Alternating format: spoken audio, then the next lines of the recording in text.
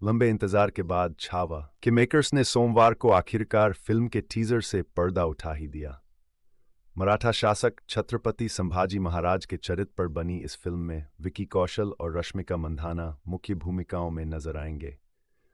भारत के गर्वीले इतिहास को टटोलती फिल्म निर्माता लक्ष्मण उठेकर की ये फिल्म इस साल दिसंबर को थिएटर्स में रिलीज होनी है। फिल्म के टीजर में युद्ध के मैदान के कई बेहद इंटेंस सीन देखने को मिलते हैं। बैड न्यूज की शानदार सफलता के बाद अब विकी कौशल संभाजी महाराज बनकर बड़े पर्दे पर एकदम ही नए अंदाज में वापसी करने वाले हैं। छावा के टीजर की शुरुआत विकी कौशल की पहचान महान मराठा योद्धा छत्रपति शिवाजी महाराज के बेटे के रूप में पहचान कराने के साथ होती है। विकी के अलावा रश्मिका मंदाना इस फिल्म में संभाजी महाराज की पत्नी येसुबाई भोंसले के किरदार में नजर आएंगी। वहीं अक्षय खन्ना मुगल शासक औरंगजेब की भूमिका में नजर आएंगे। टीजर में विकी कौशल का जंग के मैदान पर दहाड़ते, गरजते और दुश्मनों से लड़ते हुए नए अवतार में नजर में आए हैं। ये फिल्म तो जब आएगी तब आएगी। तब तक जानिए इस फिल्म के केंद्रीय कैरेक्टर संभाजी महाराज से जुड़ी कुछ अनोखी और रोचक जानकारियां। कौन थे छत्रपति संभाजी महाराज? मराठा साम्राज्य की स्थापना करने वाले और अपने दिमाग के बूते मुगलों की नाक में दम कर देने वाले छत्रपति शिवाजी महाराज की पहली पत्नी साईबाई ने ईदर मार्च 26 को अपनी पहली संतान को जन्म दिया था। पुरंदर किले में जन्मे अपने सबसे बड़े बेटे को शिवाजी ने संभाजी भोंसले नाम दिया था।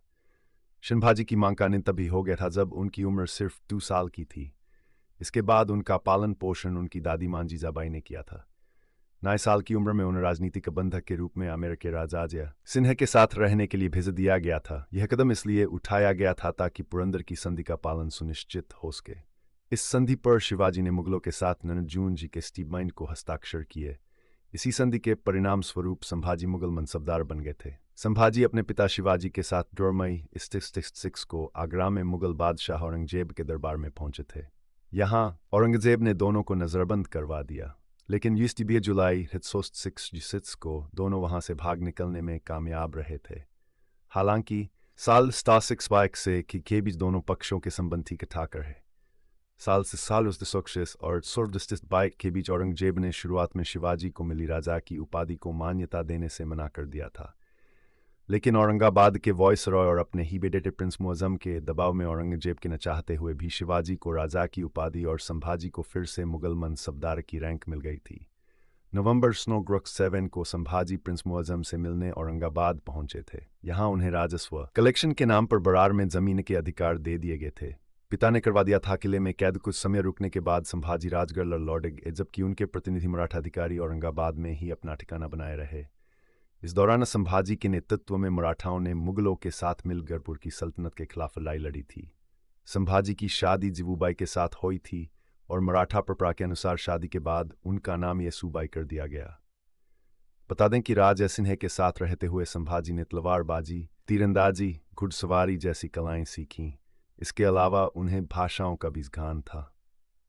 बताया जाता है कि संभाजी वीर तो थे, लेकिन किशोरावस्था में वह लापरवाह थे और भौतिक सुखों के लती थे। उनकी इस तरह की हरकतों पर लगाम लगाने के लिए शिवाजी महाराज ने साल 3 में अपने बेटे ही को पन्हाला किले में उनकी पत्नी के साथ कैद कर दिया था। लेकिन संभाजी पत्नी के साथ वहां से भाग निकले।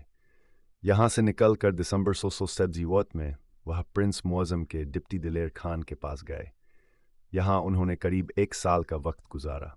वहीं शिवाजी जब दक्षिण दिग्विजय अभियान से लौटे तो संभाजी को उन्होंने इस उम्मीद से सज्जनगढ़ में तैनात कर दिया कि शायद उनमें कुछ बदलाव आए, लेकिन संभाजी भी कम नहीं थे।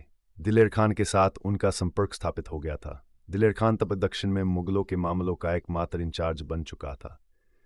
23 दिसंबर को संभाजी अपने साथ कुछ लोगों को लेकर सज्जनगढ़ से मुगल छावनी पेटगांव के लिए निकल गए। मोहाली में उन्होंने सेवकों को अलविदा कहा। संभाजी को लेने के लिए दिलेर खान ने दाथान सैनिकों की फौज के साथ इखलास खान मियाना और गैरत खान यहां आए थे।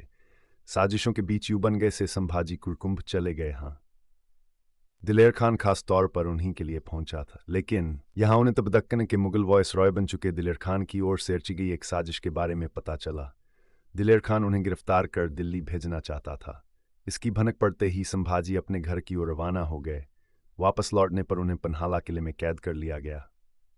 अप्रैल को शिवाजी का निधन हुआ तब भीषण भाजी पन्हाला किले में ही कैद थे। शिवाजी की मौत के बाद सिंहासन किसे मिलेगा इसे लेकर साजिशें और चीज़ आने लगीं। संभाजी की सौतेली मान सोयराबाई ने ठोसियर अप्रैल सुक्स्टर हफ्सों को अपने बेराजाराम का राज्याभिषेक करा दिया। ये खबर मिलने के बाद संभाजी ने वहां से भागने का प्लान बनाया और वह 28 अप्रैल 1964 को पन्हाला किले के कमांडर की हत्या करने के बाद किले पर कब्जा कर लिया। 22 जून स्ट्रोक्स को उन्होंने रायगढ़ किले पर कब्जा कर लिया। जुलाई को संभाजी ने औपचारिक रूप से सिंहासन ग्रहण किया था। राजाराम, उसकी पत्नी जानकी बाई और मां सोयराबाई को जेल में डाल दिया गया था। बता दें कि संभाजी के दुश्मन मुगलों से ज्यादा उनके अपने ही रहे। उनके साले गरुड़ शिर्के ने मुगलों के साथ मिलकर संभाजी पर हमला करवा दिया था।